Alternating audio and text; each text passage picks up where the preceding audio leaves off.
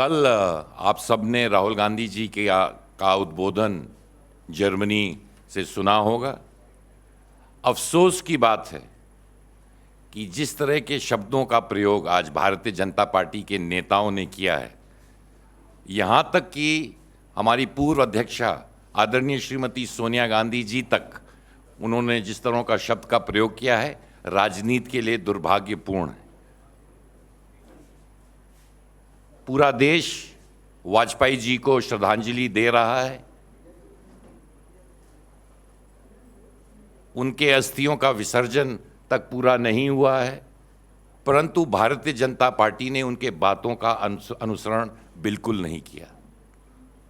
जिस तरह का वाजपेयी जी का राजनीति में एक बड़ा कद पूरे देश ने देखा, भारतीय जनता पार्टी के नेता उनको श्रद्धांजलि अवश्य दे रहे हैं, पर कोई सीख उनसे नहीं ली है। राजनीति में जिस स्तर पर भारतीय जनता पार्टी के नेताओं ने ना तो शब्दवाली में, ना तो ठोस विचारों पर उद्बोधन नहीं हुआ है। एक जो सर्वसोच इस देश का सबसे बड़ा मुद्दा है, राहुल गांधी जी ने जब जर्मनी में और देश में हमेशा, और कांग्रेस पार्टी ने इस मुद्दे को उठाया है, वो है बेरोजगारी का।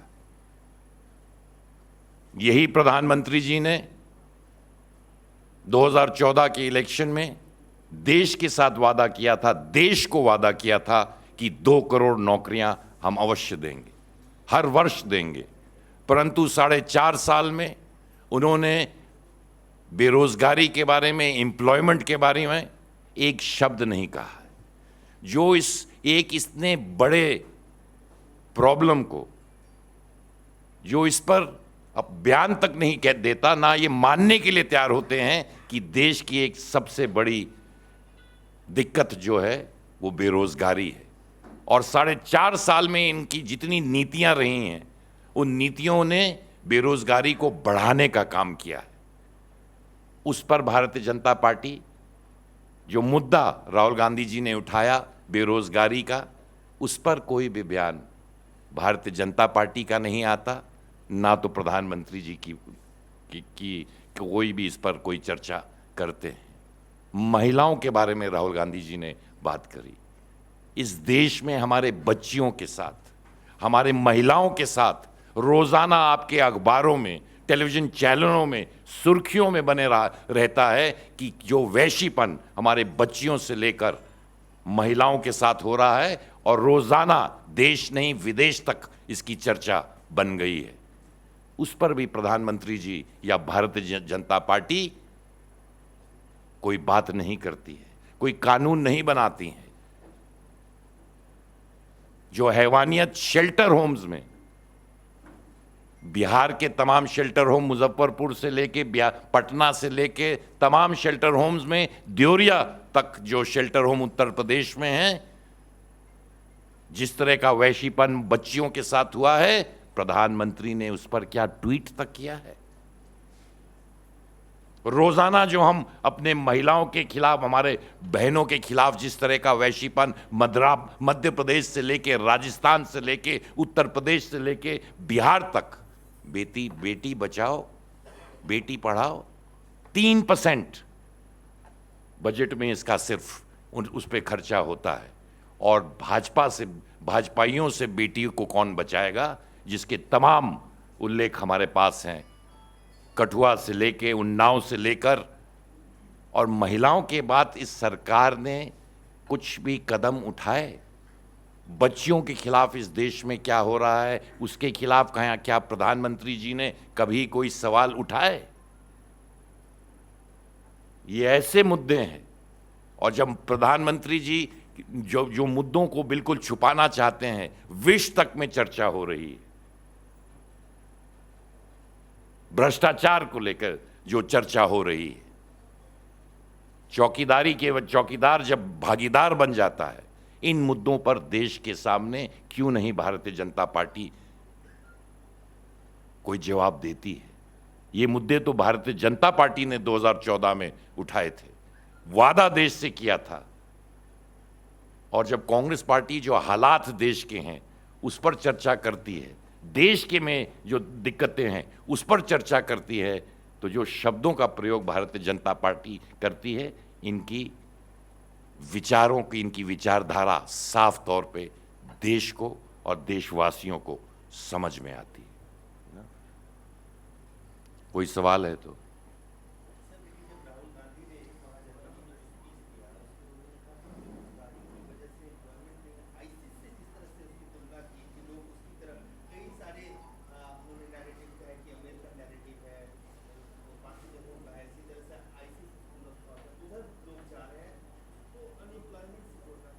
नहीं, आपने, मैं समझता हूँ पूरी बात उनकी नहीं सुनी होगी। उन्होंने सिर्फ एम्प्लॉयमेंट की वजह से उन्होंने कहा, जब किसी ने उनसे सवाल पूछा कि देश में इस तरह की मानसिकता क्यों बढ़ रही, उस पर उनका जवाब साफ तौर पे था, वो अमेरिका हो, कुछ देश यूरोप में हो या हिंदुस्तान में हो, इन सारी जगह सबसे बड़ी अगर कोई दिक्कत है तो वो बेरोजगारी है। बेरोजगारी की वजह से लोग जब घर पे बैठ के निराश, टूटे, गुस्सा उनके अंदर होता है कि नौकरियां न मिलने पर, तमाम शक्तियां उस गुस्से को अपने फायदे के लिए उठाने का काम करती हैं। तमाम संगठन, तमाम पार्टियां, तो उनका मुद्दा सिर्फ आतंकवाद से नहीं था। देश में जिस तरह की नफरत और घृणा देश में देखी जा रही है, क्योंकि लोग उस पे फीड कर रहे हैं, उस गुस्से पे, उन नौजवानों के गुस्सों पर फीड कर रहे हैं जो बेरोजगार हैं, और सरकार उस बेरोजगारी को एक समस्या ही नहीं मानती है।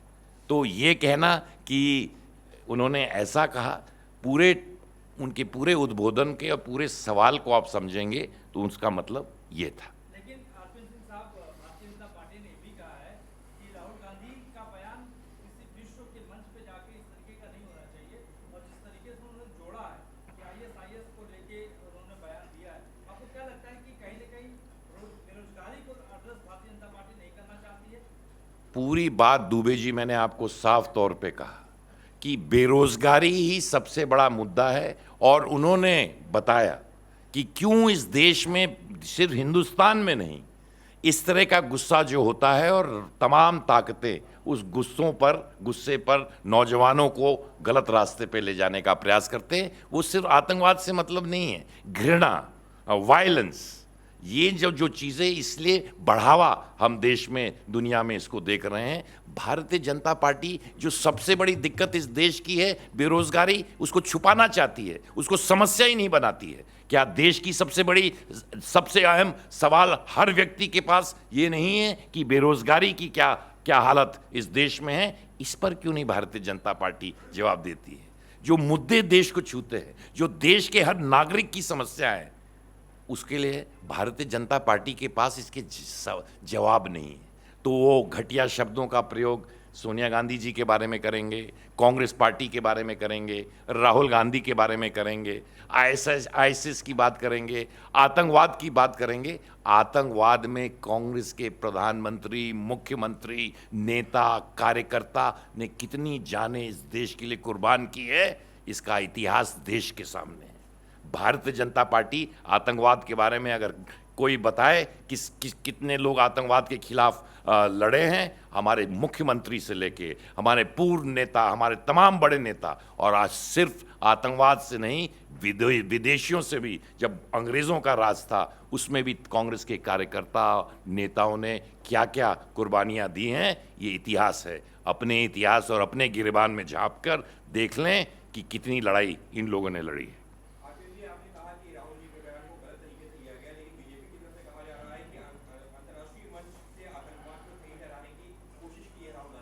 देखिए, भारतीय जनता पार्टी, मैं अपनी बातों को दोहराना नहीं चाहता हूँ कि जो मूल समस्या है, फिर मैं कहना चाहता हूँ, जो मूल समस्या भारतीय जनता पार्टी जिस तरह का बेरोजगारी इस देश में है, उसके पास ना प्रधानमंत्री उसको स्वीकार ही नहीं करना चाहते, उस पर बात ही नहीं करना चाहते।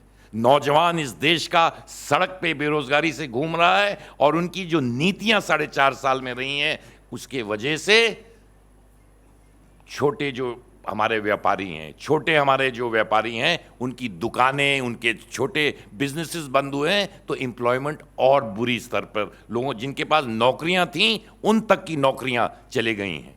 और ये मुद्दा, क्योंकि भारतीय जनता पार्टी इस मुद्दे से नहीं, मैंने अभी पूरा आतंकवाद के बारे में बताया। रोजाना हमारे जवान, आज भी हमने सुना कि जम्मू कश्मीर में हमारे सैनिक आज भी शहीद हो रहे हैं। जम्मू कश्मीर में इनके खिलाफ आतंकवाद के क्या है, अगर इन्होंने आतंकवाद के खिलाफ कोई कदम उठाया तो आईएसआई को इस देश में बुलाकर आतंकवादी हमले का जांच करवाने की बात करी। और ये देश की बात करते हैं, आतंकवाद के खिलाफ इनका सबसे बड़ा कदम क्या रहा कि पाकिस्तान से आईएसआई को बुलाकर जांच, जो व्यक्ति हिंदुस्तानियों को मारता है, जिस पर रोजाना इस देश को समाप्त करने की बात करता है, उसी से जांच करवाते हैं और ये आतंकवाद के खिलाफ लड़ेंगे। एक आरटीआई से खुलासा हुआ है कि भारत सरकार 34 रुपए लीटर पेट्रोल दूसरे देशों को बेच रही है और डीजल 37 रुपए दूसरे देशों को बेच रही है और हिंदुस्तान के लोगों को 70-80 रुपया मिलेगा। ये एक इतना बड़ा खुलासा है। पूरे देश के जनता की बारे में भारतीय जनता पार्टी बात करती है, प्रधानमंत्री बात करते हैं। 15 देशों को 34 और 29 रुपए पे पेट्रोल डीजल भेज रहे हैं, और जो इस देश के नागरिक हैं उनके लिए रोजाना पेट्रोल और डीजल 80 और 70 से ऊपर चल रहा है। इसके बारे में देश उनसे अवश्य पूछेगी और हम देश को बताना चाहेंगे, आप लोग वोट देते हैं तो आप पर रोजाना टैक्स भराया जाता है, और 15 देशों में 34 और 29 रुपए पे पेट्रोल और डीजल बेचा जा रहा है।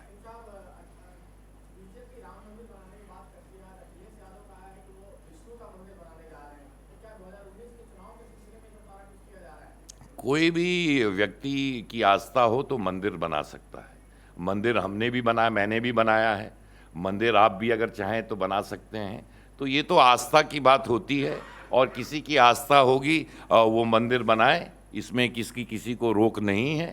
मंदिर मैंने बनाया तो उसमें रोक नहीं थी, मेरी आस्था थी। और किसी और व्यक्ति को अगर मंदिर बनाना है, उसके आस्था पे है, पर उसकी पूरे राजनीतिक कारणों से मंदिर नहीं बनने चाहिए, आस्था से जुड़े हुए मुद्दों पर मंदिर बनने चाहिए। से जुड़ा हुआ सवाल है कि छिंदवाड़ा में कमलनाथ जी ने भी एक हनुमान मंदिर बनवाया है और रामायण पाठ, हनुमान चालीसा का पाठ करवाया है। चुनाव को देखते हुए क्या ये माना जाए कि अब भक्ति की राह पे कांग्रेस भी चल पड़ी है? नहीं, ऐसा मैंने आस्था की बात की, राजनीति से मतलब नहीं है। तो मैंने अगर मंदिर बनाए अपने क्षेत्र में, या मेरे पूर्वजों ने बड़े मंदिर बनाए, तो क्या वो राजनीति से ग्रसित था? अगर कोई बनाते हैं राजनीतिक फायदों के लिए करते हैं, भगवान भी आपको माफ नहीं करेंगे। Sir, you're speaking about employment. The fact is that only 10% of this country works in the organized sector, and the statistics are also available for that 10% only. Now, the Prime Minister has said that we don't have enough statistics to say whether employment has increased or decreased. So, 90% working population का data available नहीं है, तो Well, that is something that has been stopped by the government to release the data of employed people in this country. I'm talking about even the people in the employed sector has been stopped by this government. Well, when the Prime Minister was trying to become the Prime Minister of this country, he gave a data to the country that I will get 2 crore people a job every year. Is that actually working out on the ground? What do you say?